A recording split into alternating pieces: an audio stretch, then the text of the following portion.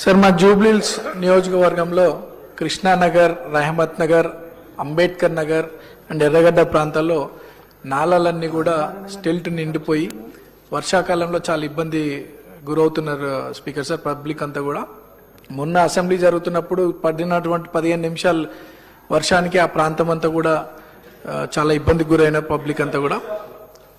మా గౌరవ ఇన్ఛార్జ్ మంత్రి పొన్నం ప్రభాకర్ అన్న అండ్ హైడ్రా కమిషనర్ గారు, జిహెచ్ఎంసీ కమిషనర్ గారు వచ్చి స్పాట్స్ కూడా విజిట్ చేయడం జరిగింది. ఆ డీసెల్టింగ్ అంతా కూడా 56 కోట్ల రూపాయల నిధులు శాంక్షన్ అయినాయి మా ఖైరతాబాద్ జోన్ కని చెప్పడం జరిగింది.